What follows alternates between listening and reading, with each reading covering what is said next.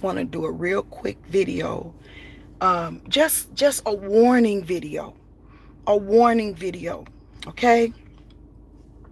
And I want to talk about pray before you lay. And I'm explaining exactly what I mean by pray before you lay. And if you want to know more about pray before you lay, then continue to watch this video, okay? I'm just acting silly. You know how they do with their little intro. I was just acting silly. But now it's time to get serious. So pray before you lay. And what I mean by that is pray before you lay your emotions down in somebody's lap. Pray before you get comfortable in somebody's lap. And the first person that come to me is Samson and Delilah. You know, he didn't pray before he laid his head in that woman's lap. He didn't pray before he laid his head in her lap. So here's the problem. This is what they do. They get their emotions all wrapped up and all entangled before they pray. And I talked about this before. How can you pray effectively when you're all tied up emotionally?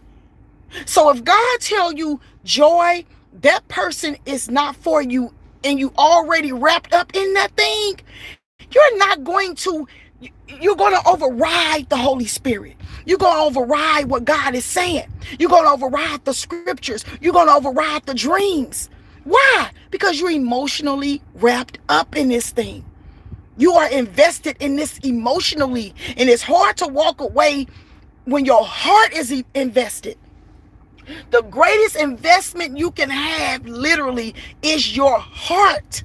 When your heart is wrapped up in something, man, can't nobody tell you nothing.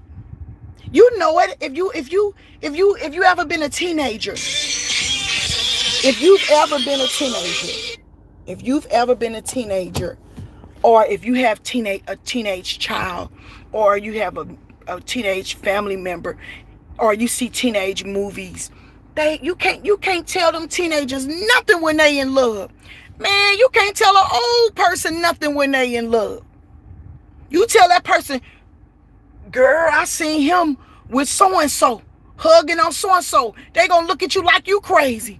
Girl, you can't tell them nothing because they are emotionally in captivity.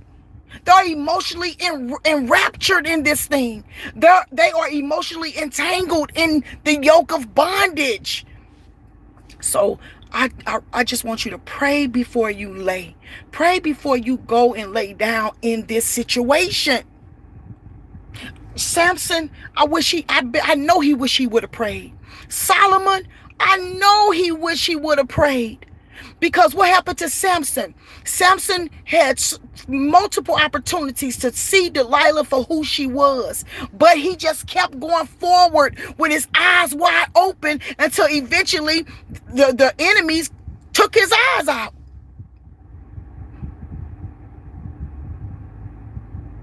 I can't imagine having somebody cut my eyes out. But that's exactly what they did to Samson. They cut his hair, which was his strength. They bound him because they had to cut his hair, because if they bound him without his hair being cut, guess what? He would have had the strength to break loose that bondage. So they cut his hair, tied him up, or however they did it. Maybe, I don't know exactly, but I'm just thinking about that mentally.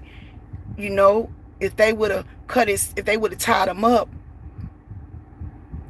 cut his hair, tied him up, then they gouged out his eyes. That's evil. They want to hurt you when people. So anyway, look at Samson. Solomon. God told him, do not go out marrying these foreign women. Those are the women he fell in love with the most. Exactly who God say don't be with. And that's just like us. The ones who God say no, that's just who we want. Then look at David. I bet you David wish he would have said no. He went into Bathsheba, had sex with that girl. That girl was married. And guess what happened? She got pregnant. So he tried to frame her husband Uriah to make him think, bring him from war, make him thinking he'll go home and have sex with his wife, so he can think that that's his baby she pregnant with. It didn't work. So David put Uriah in the heat of the battle, knowing that he would get killed, and then took that woman and married that woman. But all eyes was on David. God's eyes was on David.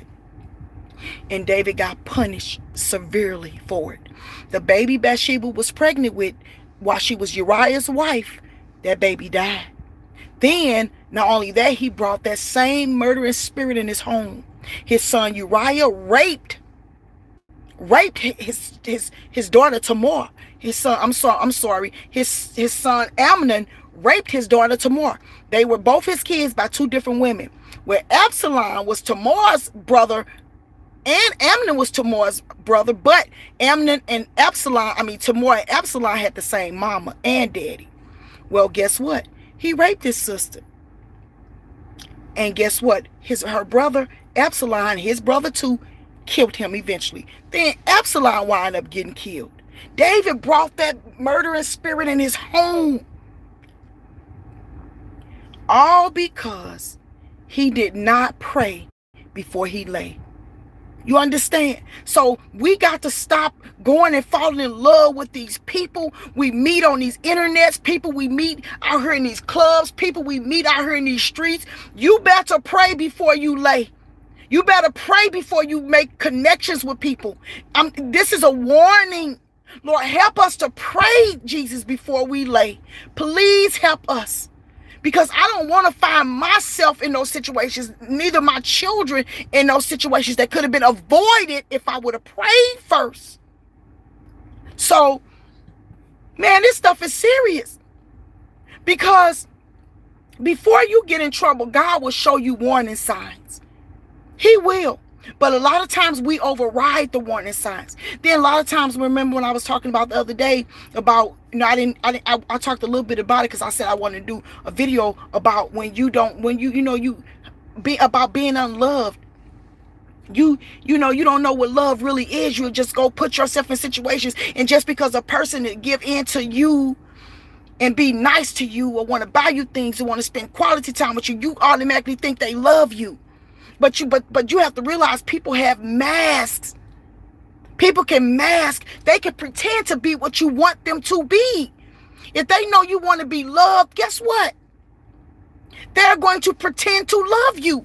If they know you want attention, if they know you want to, you like a henpecked man or a woman that cater to you, they're going to give you what you want. See, they're going to find out all those things in the love bombing stage. Oh, yes. They're going to find out all of those things in the love bombing stage. And then what's going to happen? They're going to pretend to be all that you want them to be. So if you want somebody henpecked over you, they're going to pretend to be that way. If you want somebody so cautious or act like they so protective, whatever you desire, and you shared it with this person, they're going to pretend to be that. And you are not going to even see that they're pretending, because the more you spend time with them, the more you're going to be so enraptured to where the red flags to you just take them and fold them up like a towel. Maybe he didn't mean it like that, or maybe she didn't mean it like that. And God, and them red flags, like I told y'all, beeping all inside you, all inside of you, those alarms going off, beep, beep, and you constantly overriding those alarms. When an alarm go off, literally, an alarm go off, the first thing your mind is going to think, we got to get out of here. But why is it that when our spiritual alarms go off within us with these red flags, why come and we don't even think to escape? We just stay in that. We don't know if that's carbon monoxide. We don't know if it's a fire. We don't know what it is. We just stand in this danger. Just won't move. Like it's okay. Because We are desensitized to the sensitivity of the Holy Spirit. Why? Because you continuously override his warnings. His warnings. He's trying to tell you, don't do it. Don't go. Stop. Be still. And you constantly moving forward, headed towards danger. So I ain't coming to stay on here all day. I just come to say, pray before you lay. Pray before you lay your emotions in this person's lap. Pray before you have sex with somebody. And you, first of all, you ain't got no business having sex and you're not married anyway. But people do it anyway. They do it anyway. Pray before you go into business with somebody. Pray before you get, entangled in any relationship. Pray, pray, pray. If you in that situation right now, you need to say, God, show me the truth. Make it so clear. If you're in that situation right now and you listening to me, this is clarity. You need to ask God to get you out of this mess. You need to get to safety. Why would you stay in a burning house when you can get out? When you can get out. Right. Somebody said blind. Latasha Visions said blind. You're right. Because what happens is you can be the person that got vision. You could be the person that can see spiritually. But when you connect with a narcissist, when you connect with the devil, now it's the blind leading the blind. Because you can't see. They can't see. But y'all both trying to go somewhere. So we got to wake up. We got to stop laying in places that God ain't tell us. And here's the thing. We lay in these places comfortably. Samson laid comfortably on Delilah. Comfortably. Read it yourself, Judges. I believe Judges chapter 17. He laid comfortably. He wasn't uncomfortable. Only thing made him uncomfortable is her continuously nagging him. That's the only thing made him uncomfortable. Nothing else. Nothing else. Do you hear me? David. Let me tell you how comfortable David was. Soon as that man died, soon as that girl husband died, he went and got Bathsheba. And what'd he do? He made her his wife. Tell me how comfortable tell me David wasn't comfortable. Solomon was so comfortable he built these women temples to their false gods in the high places. Tell me how comfortable. Man, Solomon was comfortable. Man, so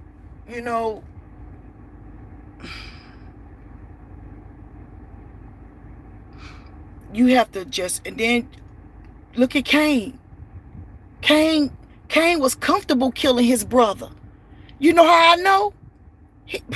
God said, where your brother? He looked at God and said, am I my brother's keeper?